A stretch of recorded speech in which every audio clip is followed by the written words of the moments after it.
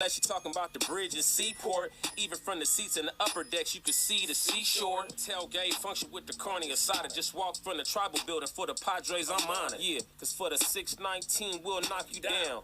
Anything for the Brown, put it on the town. Started back rocking the Brown. Ever since we've been knocking them down. Baby said she wanna go to the game. Taught her how to say Padre gang. What's up, everybody? Welcome to episode 288 of the Talking Friars podcast and YouTube show. Ben Fadden, your host here the day before Thanksgiving. Hopefully, everyone has a great holiday tomorrow. I'm in a good mood. Padres off season, obviously, it's here. There are things to talk about. I've been trying to do shows almost every day. There's some times where it's like, well, there's not a whole lot to talk about, so I don't do that show that day, but then I just take those topics from that day and move it to the next day. And so that's what I'm doing today. I did not do a show on Tuesday, but today's Wednesday, November 23rd, again the day before Thanksgiving, and I think that today's an appropriate day to do a show. There's a good amount of things to talk about. The Nick Martinez deal is official, so congratulations to him. I know that took like 6 days to complete, but congrats that he got that done. His family's going to be set for life probably, and he has a chance to prove to the Padres that that he's worth $16 million a year in 2024 and in 2025. So I can't wait to see Nick Martinez take the mound for the Padres again. Uh, I just listened to him on Ben and Woods this morning, and him talking about how much he wants to win. He's willing to do whatever it takes to get a ring on. Like, sign me up for that. I'll run through a wall for that guy. You know. Love to see Nick Martinez back officially with the Padres. Kevin Acee reported yesterday that Craig Stammen is not retiring. He has started talking with other teams. I'm kind of surprised that Craig Stammen is not retiring. I don't think that he ends up back with the Padres because the Padres, they need to go get better pitchers. And yeah, Craig Stammen, I guess he was valuable to the Padres when he was here because he ate some innings, but it felt like at times he was just giving up batting practice. He was the Roberto Clemente Award finalist or the nominee, the team nominee this year. Great guy. I wish him nothing but the best, but I wish that he is not a Padre in 2023. Again, it's nothing against him like personally or anything like that, but he's like 38, 39, whatever his age is. And he just didn't really help the Padres like on the field last year in terms of like being a reliable, like definitely not high leverage guy. And so maybe he goes back to the Nationals or goes back to a team that builds up any value that he might have, and then he gets traded. I don't know. Maybe it's just he wants one more year. And he did mention to Kevin Acee yesterday that he just wants to end it on have a better ending, than what it was. He was hurt last year. He just wants to end his career better. That's what it seemed like, what he was getting at to Kevin there yesterday. So I hope that he does have a good end to his career. I just hope that it's not with the Padres. So that was a little bit of news that came out yesterday. Joe Musgrove, he is trying to break the Antarctica record for the fastest pitch thrown there. That was written by Jeff Sanders out of the San Diego Union Tribune yesterday. And I guess he's doing it on behalf of the Challenge Athletes Foundation or whatever. It's something to that effect, that name. And so they're raising money. And don't worry, at least, I mean, maybe I have a little bit of worry about this because there's some like kayaking involved and hiking. But according to like the article I read by Jeff Sanders, it said that they are going to be taking like extensive safety measures. Joe Musgrove, he's not someone that would do something reckless like this and just go into this without any plan, right? So I'm fine with him doing this. I think that he's going to be safe. Obviously, if he gets hurt, we're going to say this was stupid, but Joe Musgrove is not a young Fernando Tatis Jr. riding a bicycle, right? Riding motorcycles. Like, he is a smart guy. He has the Padres in mind, obviously, and he's doing this for a good cause. And so I hope that obviously he stays healthy. I think he will. And I hope that nothing goes wrong, with the arm and breaking the records and stuff. I hope he breaks the record, but I'd rather win a World Series than him break the Antarctica fastest pitch thrown record. So we'll see what happens with that. I think that's going to take place over the next week or so, week and a half or so. So we'll see if there's some news that comes out about the results of that. So good luck to Joe on that. That was the first couple of things that I wanted to just hit on. Didn't want to talk about them too much, but I wanted to at least hit on them. I do want to hit on two main topics today, and that is Fernando Tatis Jr., the idea of him playing first base, and then the other thing, since Thanksgiving is tomorrow, 10 things that I think Padre fans should be thankful for this Thanksgiving, or just related to the Padres. What should we, I shouldn't say they, because what should we be thankful for as Padres fans? So if you have any thoughts, any comments, questions, feel free to put them in the chat.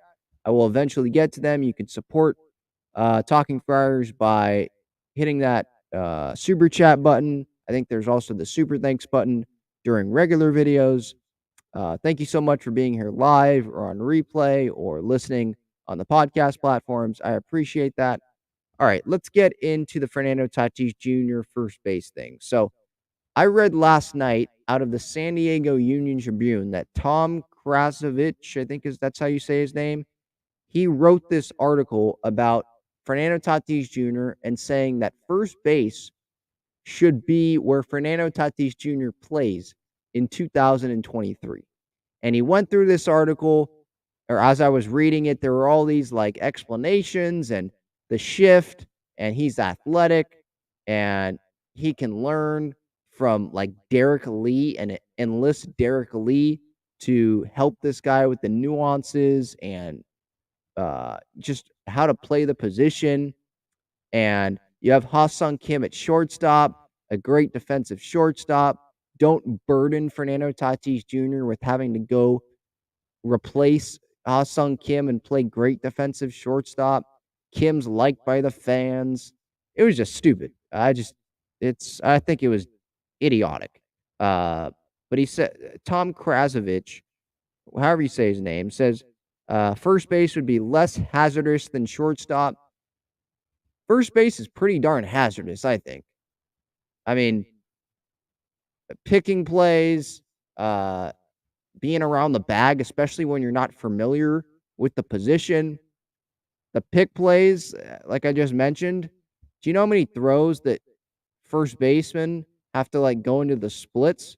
Remember in 2019, Tatis had that hamstring injury when he tried to be like a first baseman against the Nationals at Nats Park, receiving that ball, receiving the throw at second base.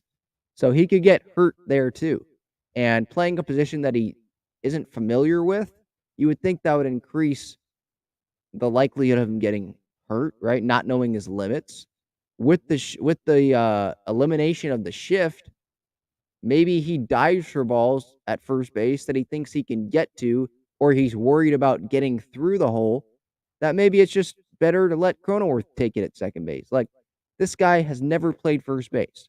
So, and like this writer to act like it'll be a burden for Tatis to play shortstop. A position, by the way, that he's played his entire life. Yeah, it's a burden. Don't give Tatis this burden to replace Ha-Sung Kim. It's like acting like Tatis has never played shortstop before, or acting like this guy isn't the most athletic guy on the team and one of the most athletic guys in baseball. One of the best players on the planet. In my opinion, the best shortstop on earth when he's healthy. Did you not watch 2021, Tom Krasovich? So the don't burn Tatis thing didn't make sense. And then at the beginning of the article, it's on the Union Tribune. You can look at it if you want to. He says, just slide the kid over there. Yeah, just slide the kid over there. Like it's no big deal. Just slide him from shortstop to first base. Not a big deal. He's never played the position before, but just slide the kid over there. Whatever. Who cares? Not a big deal. He can play first base. I'm sure he'll be able to play it, but we got to remember this guy's coming off of wrist surgery, shoulder surgery, the suspension. Like, there's a lot of things that he's coming off of here. You think you'd want him to be in a position or play a position that he's played his entire life, or at least put him in a position that he's played in the big leagues before, or put him in a position that closer resembles playing shortstop, like second base, like first base, maybe catcher. But those are like the last two positions I would say, let's just slide the kid over to this position. You either put him at shortstop, the outfield, or second base. I think the options are shortstop and the outfield. Now, I'm not including DH. I think he will DH some games, but you put him at the position that he's played his whole life, or you put him in the outfield, the positions that he's played in the big leagues before. Putting him at first base, just slide the kid over there. First base is not that easy. I mean, I'm just sitting here saying this. It's easier me saying this. But I'm sure if we went and asked guys that have played first base in the big leagues, is first base an easy position to play? They'd probably say no. It's harder than it looks. So it just doesn't, it's just a stupid idea, putting him at first base. Sure, you can say, oh, maybe it makes sense, the range, the banning of the shift. You know what makes more sense? How about sliding Jake Cronenworth over to first base? A guy that made it and played the All-Star game in Colorado. He played first base in that All-Star game. He's familiar playing first base. He has worn the first base glove before. Fernando's never done that. Why would you put a guy that has never played the position at first base? How about you put the guy that has played the position there if you're going to put a new guy there at first base and not bring in a first baseman? By the way, there's reports out that the Padres have Jose Abreu as a top priority. So why would they think about sliding Tatis over to first base over Cronenworth, who's played the position before, and over bringing in a guy like Jose Abreu, who's played first base his whole career? He hit over 300 last year. Doesn't that sound like the better option? Or how about Josh Bell or Brandon Drury, who have played first base? Heck, how about Will Myers, a guy who has played first base and looked even more comfortable playing first base than the outfield this past season? I know he's a free agent too, but I'd rather have Myers at first base than Fernando. Let's put the most athletic guy on the field. Let's put him at first base. That makes sense. Like, come on. It doesn't. I mean, I could go on and on about this and this guy's opinion in this article. Enlist Derek Lee to teach Tatis about footwork and the nuances of playing first base. This was written in the article. Like, what? Let's enlist Derek Lee. Why would you do that? Like, okay, Derek Lee, sure. Did he won a few Gold Gloves, I guess. I think that's what he did. Again, it's acting like first base is so easy. It's so easy to play. Just enlist Derek Lee at first. Enlist him to come help Tatis play first base. It's just idiotic. It sounds like an idiotic even thing to think about. Over maybe Tatis playing catcher. That's the most idiotic thing. Pitching maybe, but Tatis has a cannon, But like right field sounds better. He's played there before. Center field sounds better. He's played there before. Left field sounds better. He can adjust to playing left field. Second base sounds better. It's much easier to adjust from shortstop to second base than it is from shortstop to first base. Shortstop sounds better. The position that he's been playing his whole life. I'm open to having Tatis go play the outfield, putting him in right.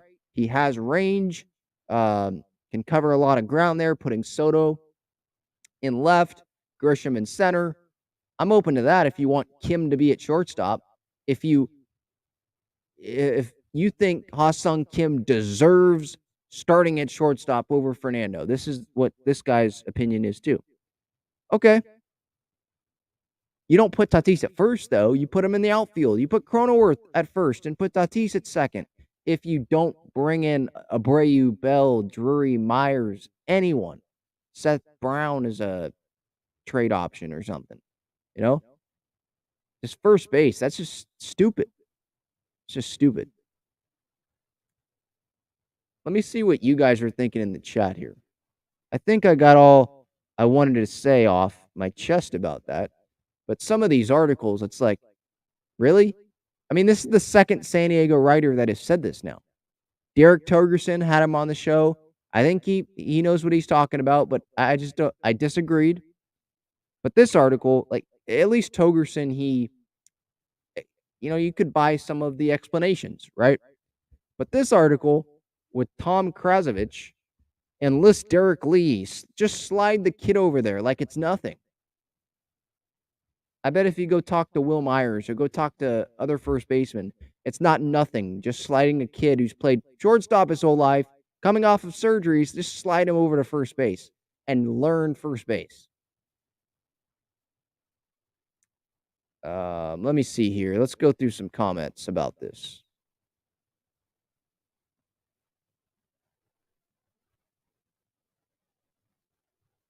Sword from the Mouth says defensive shift will end in 2023.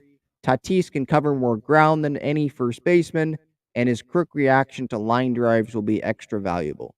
He can have a quick reaction to line drives at second. He can have that at short.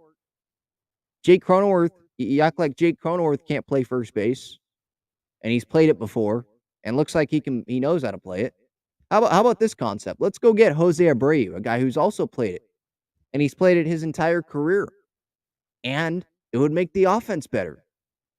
How about that concept?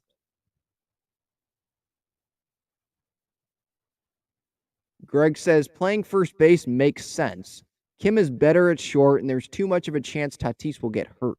I agree with Kim being better at shortstop than Tatis, like defensively right now and all that. Gold Glove finalist, like we get it.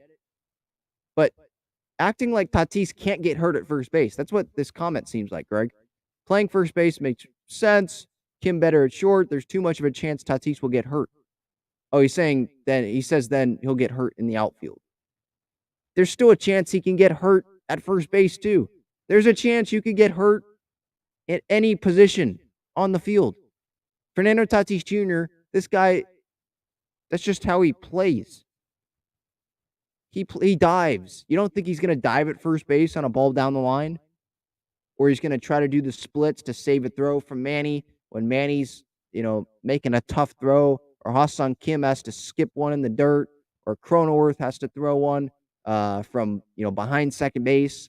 You don't think he's going to try to do the splits, or he's going to, a throw that's airmailed, he's going to try jumping for it? Like, you could still get hurt from that too. So, how about let's play a position that he's played before?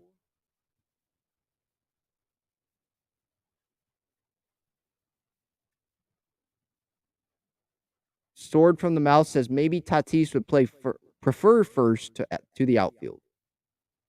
Why would he prefer? Maybe. I mean, I just don't see that though. Why would he prefer to play first base over the outfield?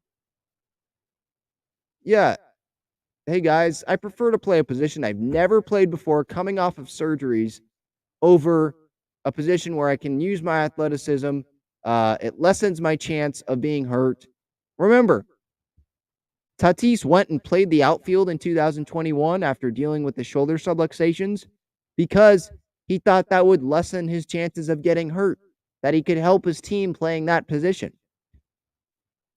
Why would he go to first base over the outfield when he's already admitted the outfield is where I can lessen the chance. I can help my team.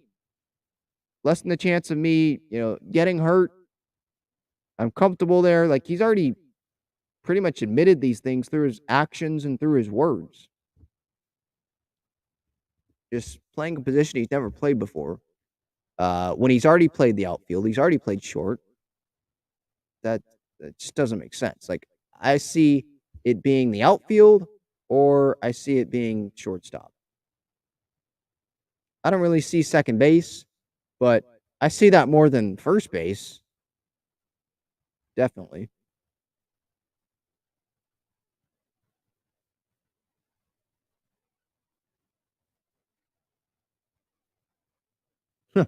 Alex says, "I'd rather have Manny at first over Tatis, and I don't want Manny at first." Yeah, I mean, I don't know. That's a tough one.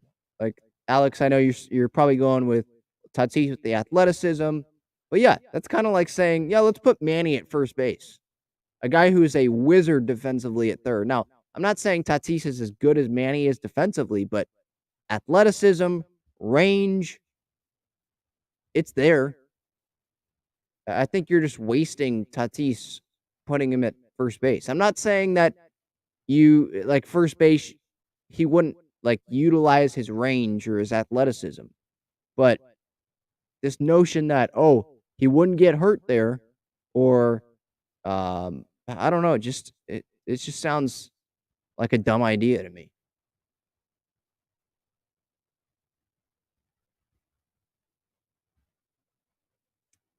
Yeah, I mean, one person says here Camposano at first base. That's more. I mean, I think that's more realistic than putting Tatis at first base. I think Camposano's played first base before. He might be playing it in the Winter League, actually, or with Winter Ball. So that's more realistic than Tatis at first base. I mean, come on.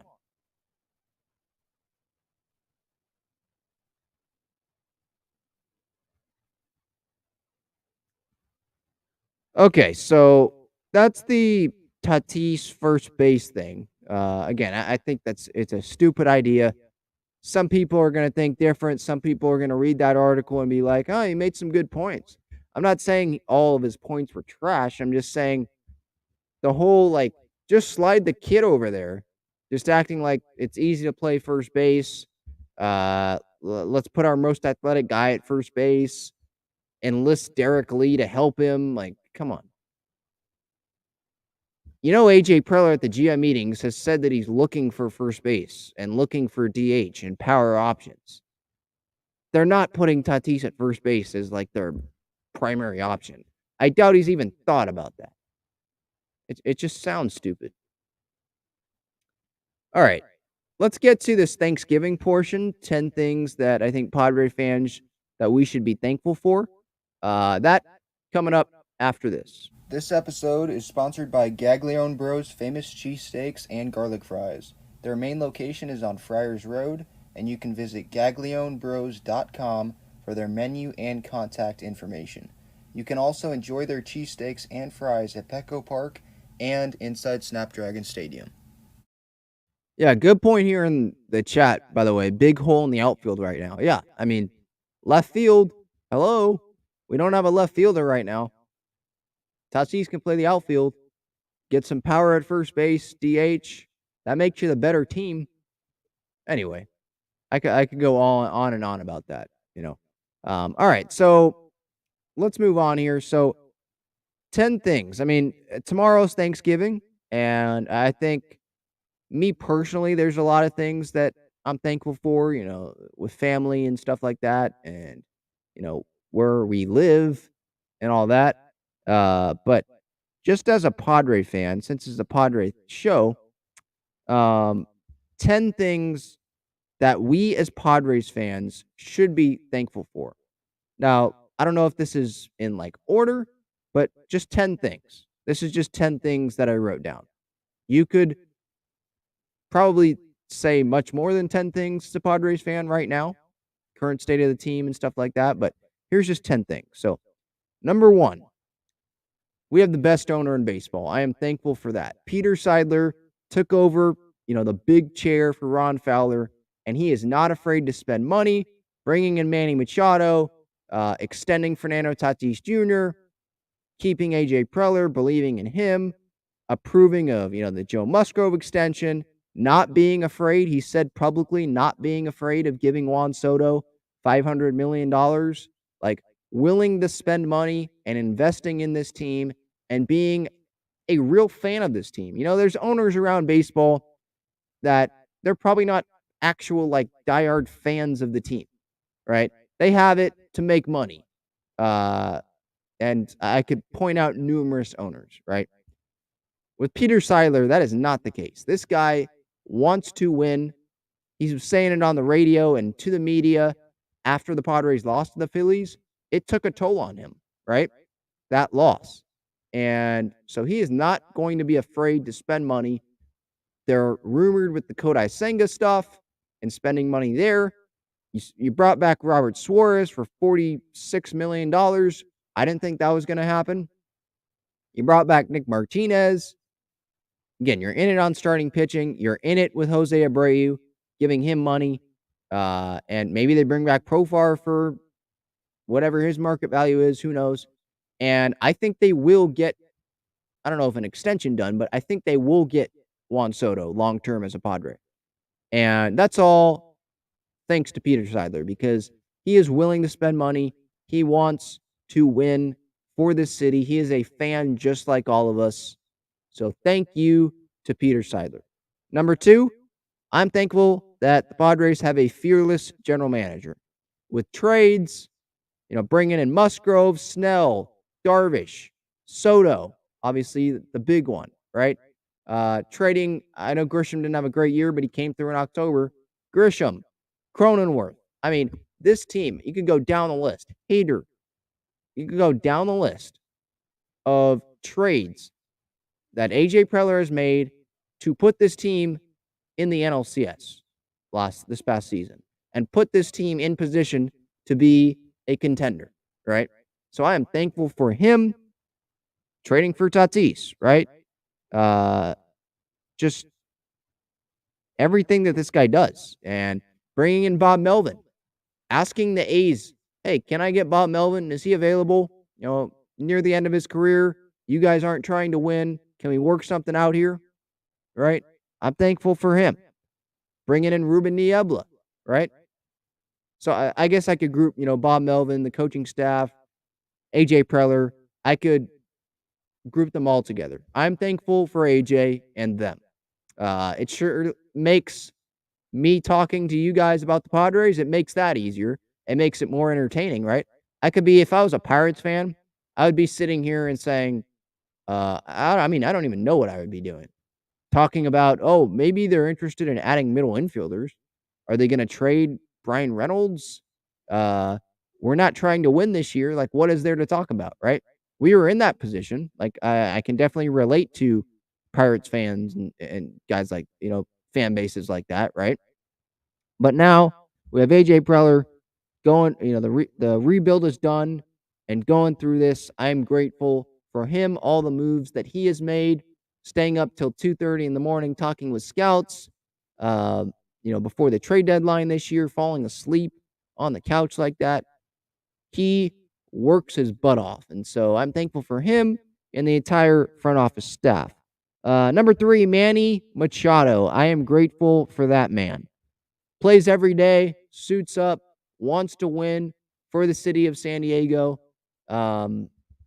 Him willing to come to the Padres, right? I know that there's a lot of people saying, well, if it was for the money or if Hosmer wasn't here, he wouldn't have come. Okay.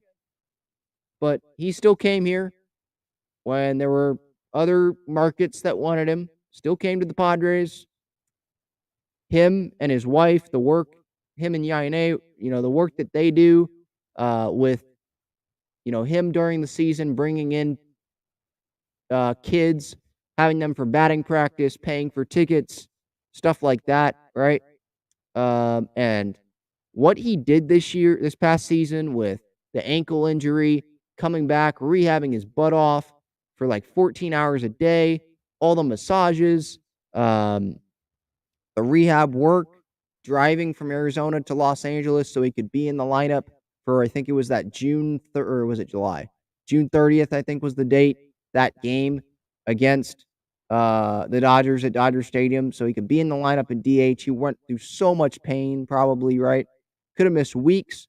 And he instead said, no, I'm going to go through this toughness, this tough stretch, work my butt off to get back because I know I need to help this team get into the postseason. And obviously, his performance in the postseason, I am thankful to have Manny Machado wear the brown and gold and get to watch that guy play baseball during the summer and into October, right? Hopefully, if the World Series is in November next year, get to see him play in the November. So I am grateful for that guy. Number 4, Joe Musgrove. I could go on and on about that guy too. I'm grateful for him. I'm grateful for his family. His family. I mean, I finally got to meet them this season. I mean, they're real Padres fans like us. I'm sure you already knew that, but they sit there, when it was raining, they're not in suites. They're sitting there on field level, just waiting out that rain delay. And they're real Padres fans, obviously. And they're at every Joe Musgrove home start. And they're actually, they were probably at every postseason home game too.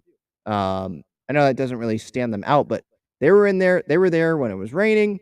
They were there watching Joe starts on a random Wednesday day game. Like, they're invested. And Joe Musgrove, his love for this city and staying with the Padres, wanting to work out an extension.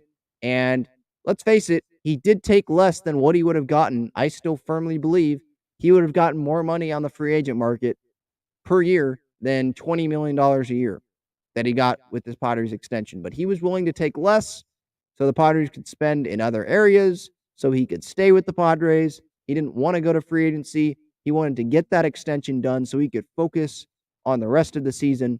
And I think it paid off, right? I'm thankful for his performance in the wild card series, his performance in the division series. Like, this guy pitched his butt off. He has pitched his butt off and grinded through starts ever since he wore that Padres uniform. So I am thankful and grateful for Joe Musgrove, the no-hitter, obviously. I could go on and on about that guy. Number 4, or no, that was number 4. Number 5, Jake Cronenworth, my favorite player. Joe Musgrove is a close second. Love Will too, but he's not a Padre right now. But Jake Cronenworth, grateful for that guy. I mean, he truly knew, like, during the postseason, when he was being interviewed and all that, like, he knew how long it had been since the Padres had that big success in the postseason, right?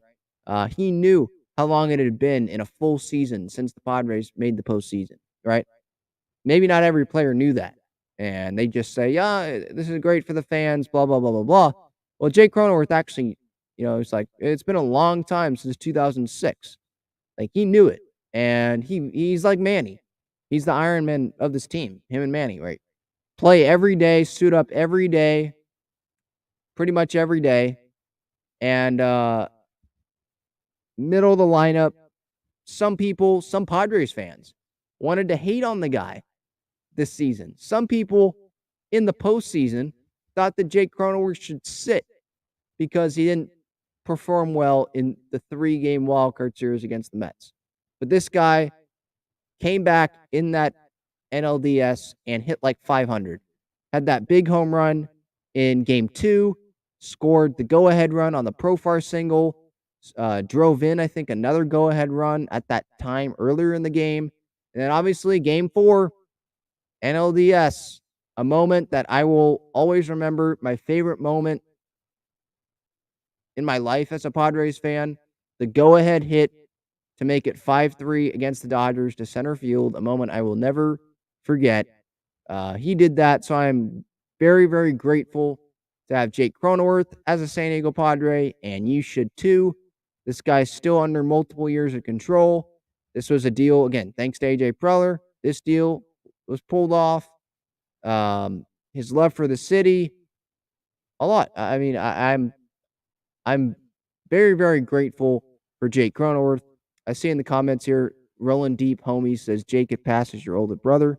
Yeah, I get that. A lot of people have said that. People have said I look just like him. Some people say I've looked like Will Myers.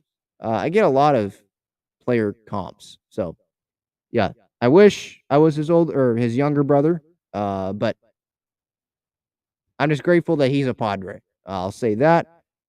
Number 6, Juan Soto. I'm grateful for him. I know that things did not start out great. He went through that slump, but he performed pretty well in the postseason. It seems like he wants to be here. He enjoys being a Padre. He embraced the Padres, the city of San Diego, when he was traded here. And it was this offseason, short time ago on his Instagram. I think it was an Instagram story talking about how he wants to bring a couple of these World Series titles to San Diego.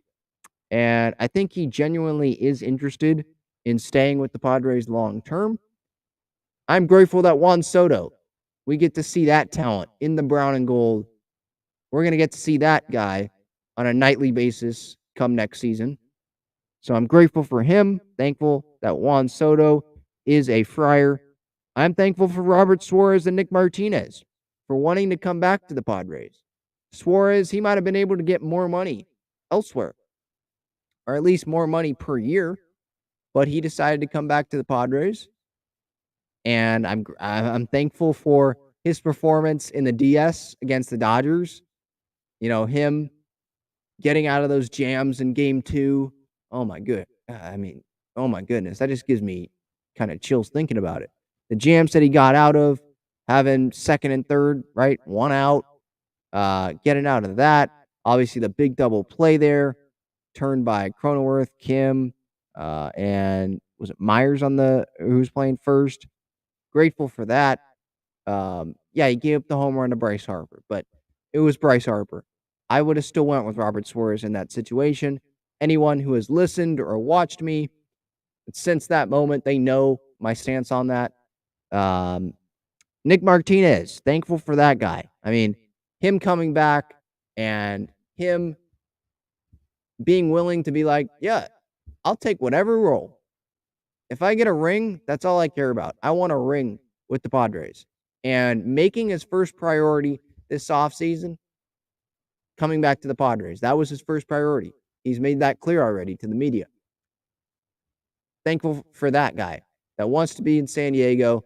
He was willing to take on whatever role last year, and he's willing to take on whatever role Bomel wants to give him this year. Sure, he wants to be a starter, and I can respect that, but I also respect that he is willing to be a reliever this coming season in the postseason if that's what it takes. I'm probably sure that he's willing to be a reliever at the end of the season if the starting role doesn't, work out, right? Or if Preller pulls off like Corbin Burns and Kodai Senga, he's willing to go be a reliever, Like this guy is willing to do whatever. So I'm grateful that he is a Padre.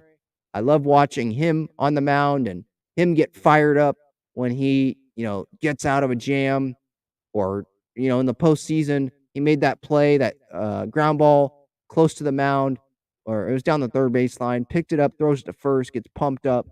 I love seeing him in the brown and gold. Fernando Tatis Jr., I'm grateful and thankful for him. Yes, I was not grateful for him when he was suspended this year. I thought he let the team down. But I'd be foolish to sit here and say I'm not grateful for what he is going to do in the future for the Padres. Right? This guy is still one of the best players in baseball. He still put up a near MVP season in 2021. I think he would have won Rookie of the Year in 2019 if he didn't get hurt. This guy, he does things that I've never seen, or I've seen rarely, on a baseball field. I am thankful that he is in the brown and gold and that he was willing to take less in an extension because he's a guy kind of like Soto that probably would have gotten over $400 million if he would have waited this thing out in free agency, I would think. But he took less, took the extension, and at least from his actions, it seems like he is willing to do whatever it takes to put himself in the best position in 2023 to help the Padres go win a title. And he was pissed off I bet he was. He was pissed off, and he should be, that he wasn't able to help the team in 2022. And yeah, I'm gonna always remember that he let the team down, right? But I am grateful and thankful for what he will do in the future because I expect big things from Fernando. And I'm gonna be sitting there watching Fernando hit home runs and make these great plays, sitting there thankful for Preller for making that trade, for Tatis for signing the extension, and for just the circumstances allowing us to watch Fernando in the brown and gold. So I am thankful for Fernando Tatis Jr. Number 9, Petco Park and the great food. I'm grateful for that. Uh, Petco Park, it's the best ballpark in America, and my family has season tickets. So yeah, I'll probably admit that sometimes I do take it for granted because I know there's some people out there that are like, that will, kind of lie and say, I never take a day for granted, being able to go to Petco Park. They probably do take it for granted. They probably do like, oh man, I don't feel like going tonight. Oh man, I don't want to go tonight. I could just watch on the couch. But for me, I go to every game, so I guess I don't take it for granted in that sense. But I guess I do take it for granted sometimes uh, when I'm sitting there enjoying a day at the ballpark or a night at the ballpark, and maybe something's not going right that night with the Padres, and it's a regular season game or whatever, and I'm overreacting to that, and I'm like pissed off about that. When I could go around probably this town, this country, and there are hundreds of people that would die to be in my spot, right? They would die to, have their family have season tickets for the team and get to go to Petco Park, 40 times, 40 plus times a year, right?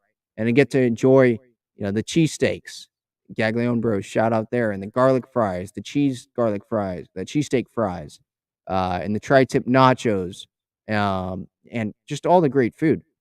The Hodad's burgers and the Hodad's fries, and I could just go down the list, right? There are so many people that would love to be in that position that I'm in, and that some people here listening or watching are probably in. So just don't take it for granted. The next time you go, you don't know when it's going to be your last.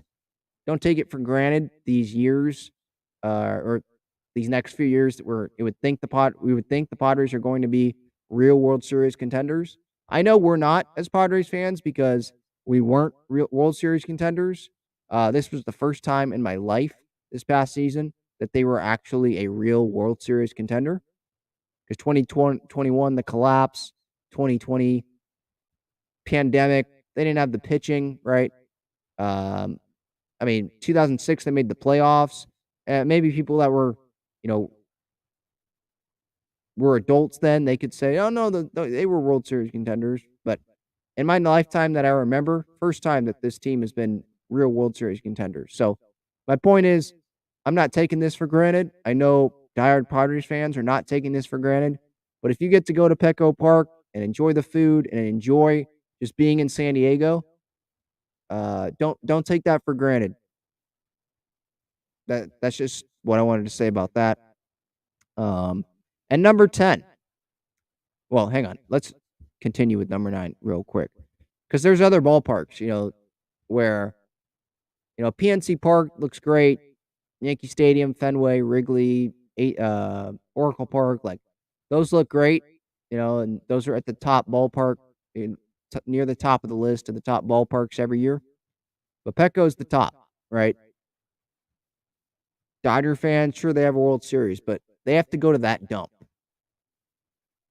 And they have to, their big thing is the Dodger dog. From what I've seen, that thing looks like crap, right?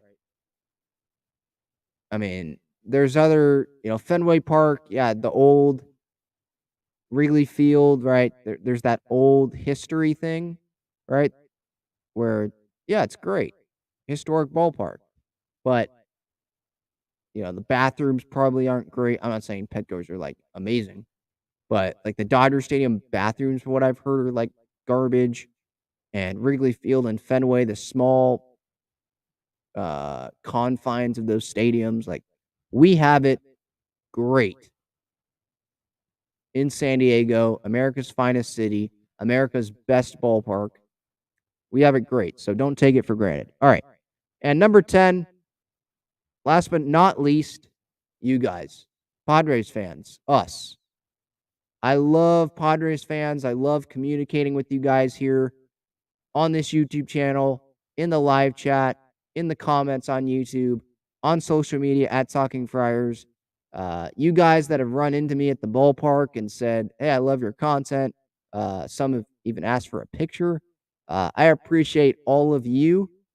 Um, I do believe this is the most passionate fans in baseball. Yeah, the Yankees, the Phillies, right?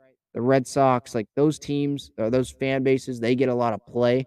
Oh, they're very passionate and stuff. But Padres fans, we've been through it all, the ups, the downs, much more downs than ups.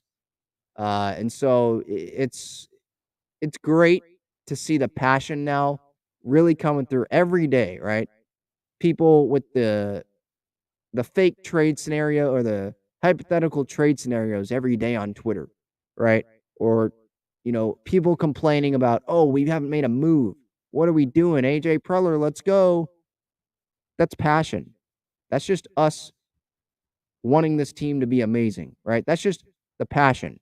In 2017, 2018, I'm sure, there were fans that did that, but it wasn't this many fans.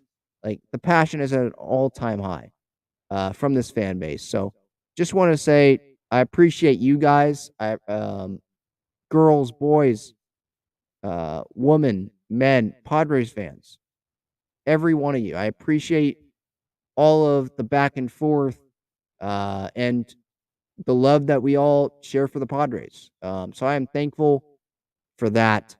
Thankful for a lot of things. There are a lot of things to be thankful for this Thanksgiving here. And so I just wanted to say that. And hopefully you guys are thankful for a lot of things Padres wise as well. All right. I'll end this getting to the rest of the chat here.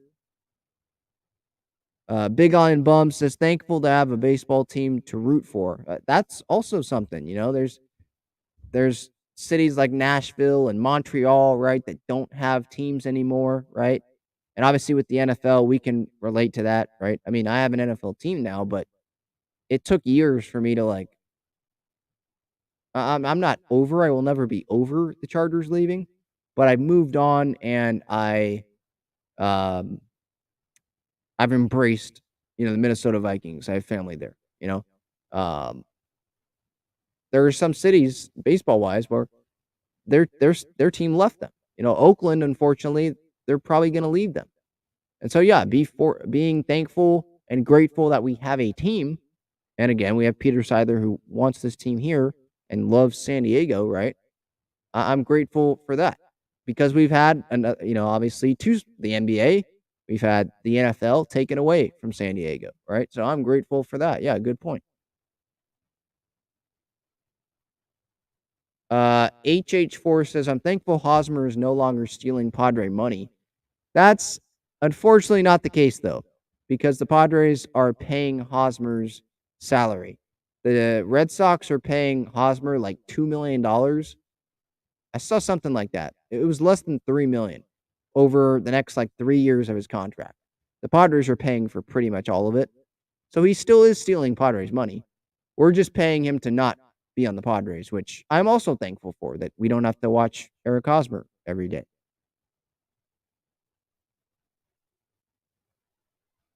Big On Bum says, thankful for Profar's contributions from last year. He outperformed expectations, especially defensively. Yeah.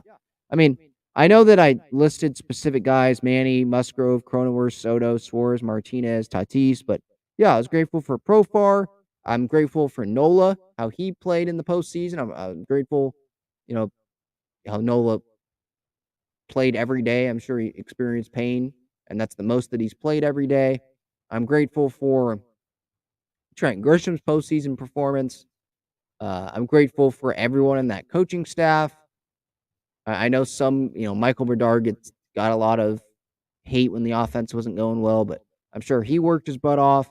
I'm grateful for all those players because they did contribute to the Padres. Like, even if they didn't play great, they still 8 innings during the regular season so other guys could stay healthy and get some time off, right? So I'm grateful for everyone in the organization. So, yeah, good point there. Yeah, thankful for Ruben Diablo. Staff was fantastic this season. I agree. Abdu says, what happened to Profar? He's a free agent. Nothing happened to him. Yeah, he's a free agent. No moves have been made with him. I think he's training in Florida, according to like his Instagram stories, but nothing is wrong with him. A good one here from HH4 says, I'm thankful Dodger fans was served humble pie. Yeah. So I know that we're going to be eating pie tomorrow. The Dodger fans have already had some pie, humble pie. You're not as good as you think you are. 111 wins in the regular season does not matter because you didn't show up in the postseason. So, yeah, I was grateful for that as well. Abdu, thank you so much for the super chat. I appreciate you here. Says happy Thanksgiving. Padres to the World Series. I would be very grateful for that in 2023. We shall see. Thank you for the super chat. Again, if anyone wants to support the channel, you can do what Abdu did there and use that super chat button. Joseph asks, what part of San Diego are you from? La Mesa. Went to Helix High School, which was Musgrove. That was his rival high school. But when it's about when it's about Musgrove, he's a San Diegan, right? We unite with all San Diegans. Irie says, I see Fernando in center field, Ken Griffey Jr. style. I know you weren't around really when when Ken Griffey was playing, but their styles are very alike. Yeah, I mean, Griffey was an outfielder the whole time, though, right? I see Fernando in right field. I mean, Grish is most comfortable in center field. Did just win a Gold Glove. I know Manny wasn't nominated for a Gold Glove, so we kind of don't value that Gold Glove award very highly, but it still does mean something. Like, we know Grish is a very good center fielder, so I would prefer to stick Grish still in center field. And you have Soto in left, less range that he has to cover. You have Tatis in right field with the range that he has. I think that's his best fit if you're going to put him in the outfield there. And you have Grish still on the team. But yeah, it is a Griffey Jr. like style. Like, he's not afraid to go into the wall, probably, right? He's not afraid to dive and all that. We know that. So yeah, I agree with you with that. Big Island Bum says, thanks, Ben, for having a channel and showing your fandom, keeping the faith. Oh, thank you guys. I mean, I'm just happy I get to interact with you guys. I'm happy that I have this platform, and I'm happy to be a Padres fan right now. I'm always happy to be a Padres fan, but when the team is winning and there's this much passion and energy around San Diego for the Padres, it just makes it that much better. So that's going to do it here, episode 288, Thanksgiving Eve edition. Thank you so much for tuning in here live on YouTube or on replay or on the podcast platforms. Subscribe to the YouTube channel, turn on the notifications to make sure you don't miss when Padres content comes out from me. Enjoy your Thanksgiving with family, watching football, watching basketball, whatever you're going to do tomorrow. Enjoy it. Don't take it for granted. And don't take it for granted that the Padres are a World Series contender. All right. See everybody. Have a good one. Go Pods.